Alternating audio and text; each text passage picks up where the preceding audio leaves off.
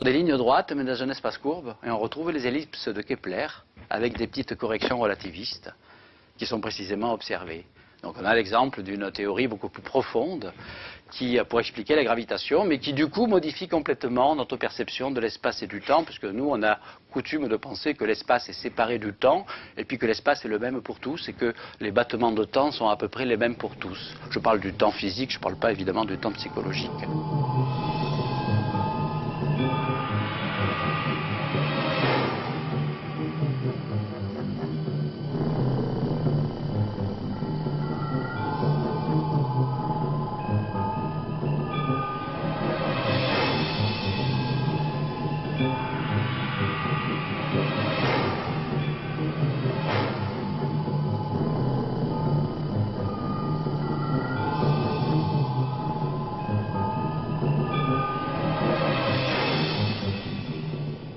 Alors pourquoi la relativité générale conduit tout naturellement à l'idée des trous noirs?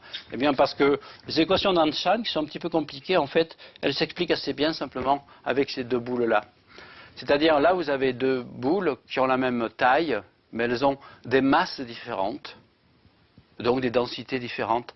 Alors il y en a une qui n'est pas trop massive, elle courbe modestement le tissu. Puis il y en a une qui est beaucoup plus massive, et vous voyez que le tissu est fortement courbé. Donc, vous comprenez déjà qu'en relativité générale, les équations vont simplement écrire la façon dont la courbure de l'espace-temps dépend de la densité des corps. C'est tout. Donc, au plus un corps est dense, au plus les effets de courbure sont importants. Alors, du coup, maintenant, le trou noir. Le trou noir, c'est la continuation logique de cette idée de déformation.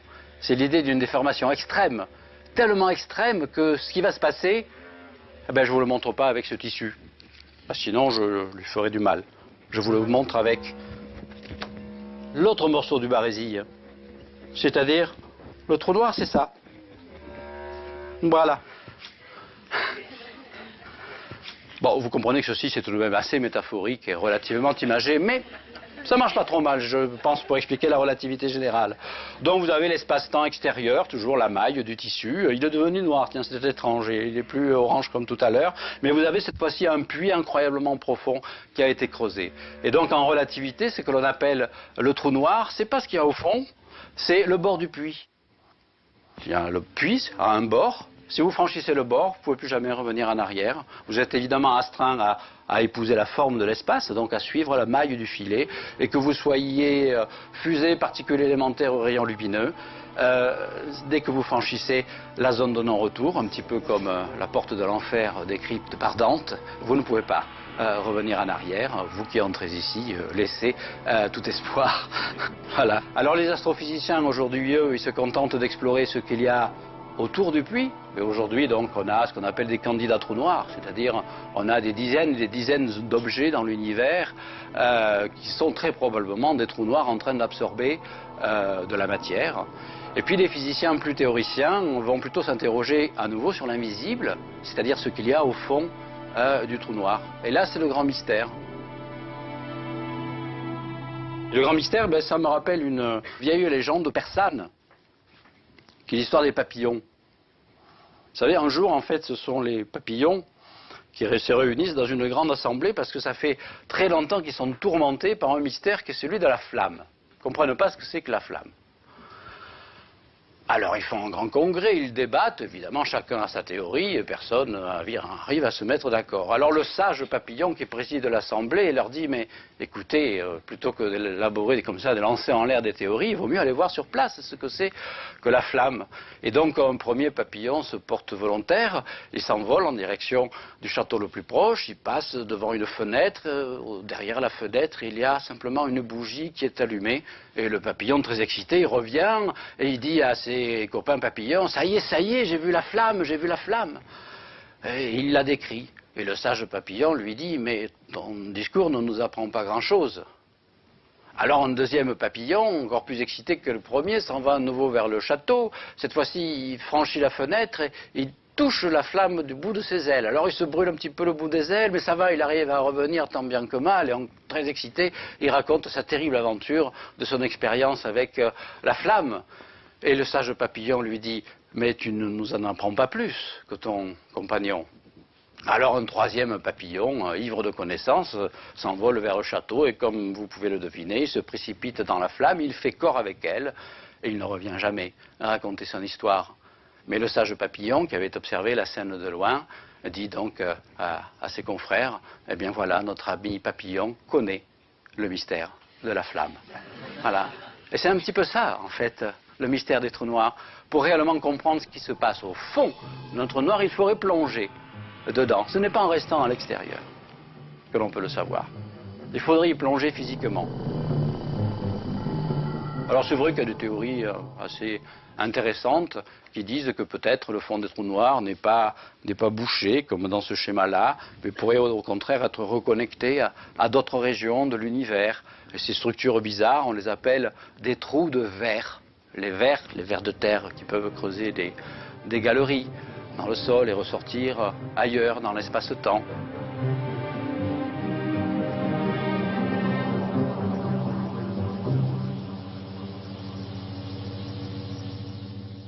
Quelques années plus tard, je me suis intéressé à un autre processus astrophysique assez amusant avec les trous noirs, parce qu'aujourd'hui on pense qu'il y a à la fois des trous noirs qui sont relativement modestes, c'est-à-dire les trous noirs sont censés se former par l'effondrement du cœur d'étoiles massives, qui à la fin de leur vie, ayant épuisé leur combustible, le cœur s'effondre sous son propre poids d'une certaine façon, et rien ne peut arrêter cet effondrement, et donc ces cœurs sont censés former des trous noirs.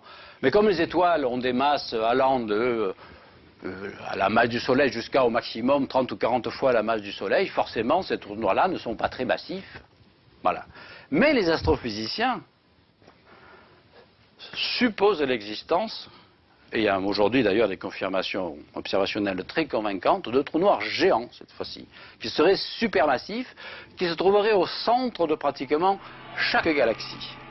Alors cette fois-ci, c'est plus un trou noir qui, ayant la masse d'une étoile, est confiné dans un rayon de quelques kilomètres seulement, mais c'est un trou noir qui a une masse de plusieurs milliards de fois la masse du Soleil et qui est pratiquement aussi gros que le système solaire tout entier, dans un énorme trou dans l'espace. Et on pense donc que beaucoup de ces trous noirs se trouvent au centre des galaxies. Alors par exemple, au centre de notre propre galaxie, qui s'appelle la Voie lactée, comme vous le savez, on soupçonne fortement l'existence d'un trou noir, pas si géant que ça, mais tout de même, 3 millions de fois la masse du Soleil. Voilà. Alors ne vous souciez aucun danger, il est très très loin, on ne risque rien du tout.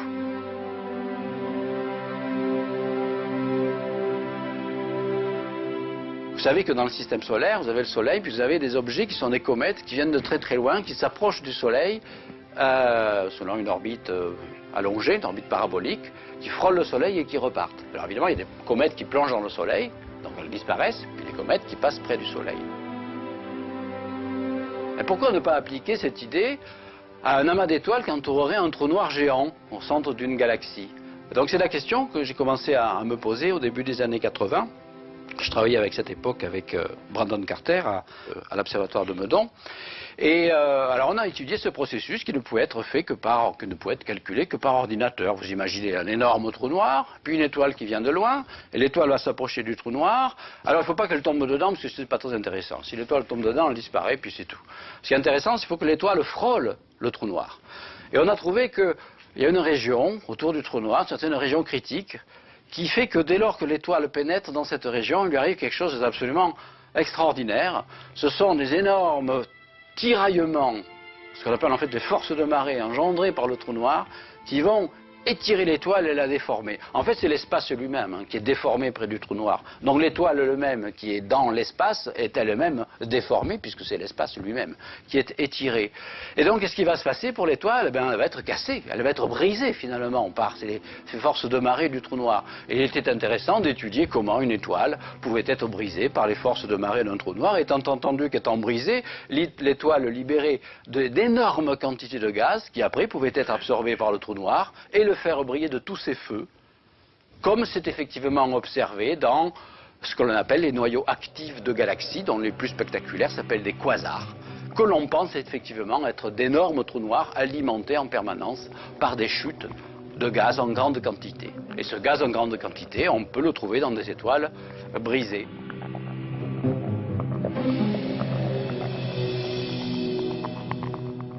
Et on a eu la surprise en faisant les calculs d'ordinateur. Il faut toujours au départ un petit peu une intuition de ce qui va se passer avant de se lancer dans de gros programmes d'ordinateur. Parce qu'on peut faire des petites erreurs dans le code et pas s'apercevoir finalement. Alors on avait trouvé en fait que l'étoile, en quelques heures, rentrant dans cette zone critique, elle était aplatie dans le plan de son orbite sous la forme d'une configuration si aplatie qu'on appelait ça une crêpe stellaire. Et puis étant aplatie, elle devenait chauffée. Et chauffée, et densifiée, elle explosait. Et donc on avait appelé ça le modèle de la crêpe stellaire flambée. Voilà, avec tout un ensemble donc, de prédictions astronomiques sur ce que l'on pourrait voir, etc.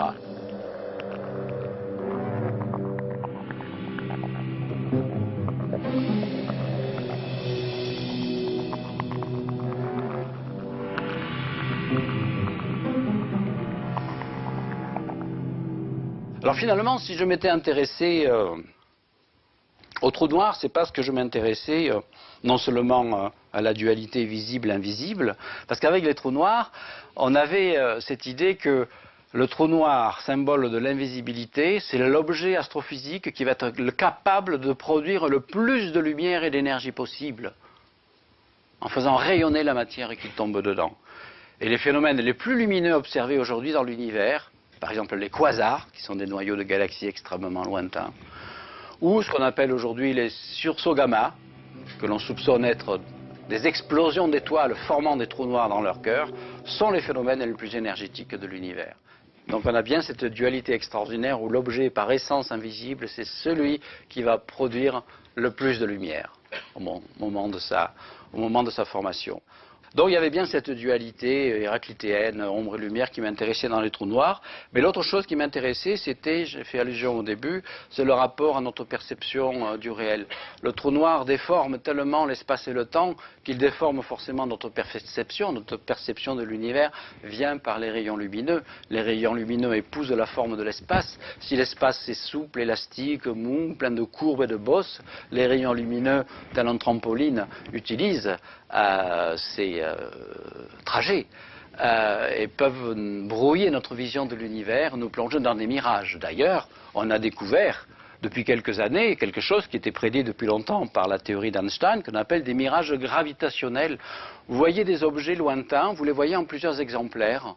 Pourquoi? Parce que sur la ligne de visée, il y a un objet massif, par exemple une galaxie, qui est sur la ligne de visée de cet objet plus lointain. Et donc cette galaxie intermédiaire, dans son voisinage, courbe fortement l'espace, de sorte que les rayons lumineux qui viennent de l'arrière-plan empruntent plusieurs trajets de l'espace pour nous parvenir. Et on voit donc des mirages, des illusions d'optique. On voit plusieurs objets, plusieurs images du même objet, que l'on appelle donc des mirages gravitationnels. Et à un moment, je me suis posé la question, c'était au tout début des années 90, est-ce qu'il ne pourrait pas y avoir des mirages d'une autre nature, des mirages bien plus spectaculaires que les mirages gravitationnels, qui seraient dus à la forme même de l'espace? Et là, c'était un retour finalement à mes préoccupations de mathématicien que j'avais toujours eues.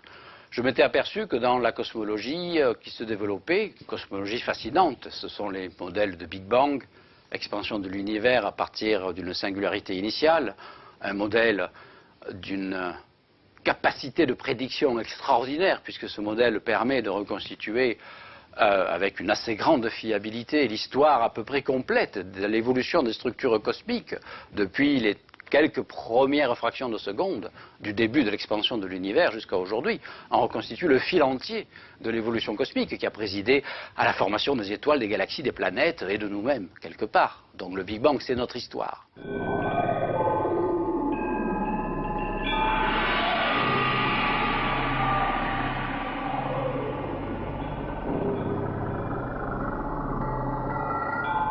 Mais au-delà de ce grand succès des théories du Big Bang, il y a une question qui était un petit peu laissée de côté, qui était une question de la forme globale de l'univers. Pourtant, Dieu sait si c'est une ancienne question. L'univers était-il fini ou infini? C'est une question que l'on se posait déjà dans la Grèce antique. Eh bien, la théorie de la relativité générale, c'est une magnifique théorie, mais elle est incomplète. À la fois, elle ne décrit pas les choses qui se passent à très très petite échelle, ce qu'on appelle l'échelle subatomique, où là, il faut faire intervenir la théorie dite de la physique quantique. Et là, la théorie de la relativité générale ne dit rien là-dessus, mais elle est aussi également incomplète à très grande échelle, c'est-à-dire la relativité d'Einstein ne dit pas si l'espace est fini ou infini.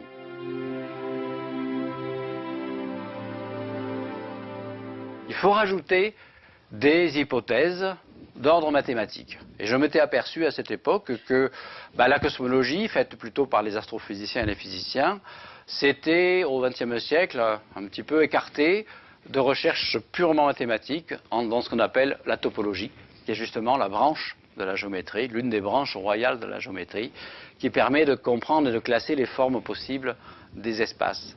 Alors pour illustrer, je ne sais pas moi très simplement ce que c'est que la topologie, regardez. Ici j'ai un morceau d'espace tout à fait simple. C'est un petit morceau d'espace euclidien, d'accord? Alors dans cet espace-là, vous avez par exemple la Terre ici, je vais vous la montrer, hein, et puis une étoile ou une galaxie lointaine ici. Là, vous avez la Terre, vous avez une galaxie.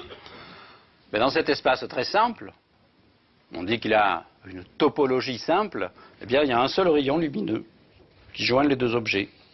Voilà. Donc vous voyez bien la galaxie dans une direction donnée en un exemplaire unique.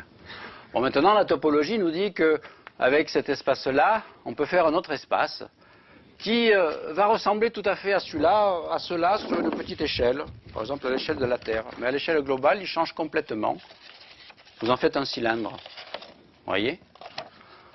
Si vous étiez un astronome fourmi, c'est-à-dire plat en fait, vivant à la surface de ce cylindre, à première vue, vous penseriez que vous vivez dans un plan. Parce que le cylindre n'a pas de courbure. Mais alors en revanche, vous allez être plongé dans une illusion d'optique incroyable, parce que les rayons lumineux qui vont partir de la galaxie, il y en a d'autres qui vont partir dans cette direction-là. Ils vont partir comme ceci. Et ils vont revenir par là. Parce que ce point-là, c'est le même que celui-là, puisque j'ai collé. D'accord? Et vous comprenez tout de suite que déjà rien qu'avec un univers cylindrique, vous avez des images multiples de la galaxie, parce que les rayons lumineux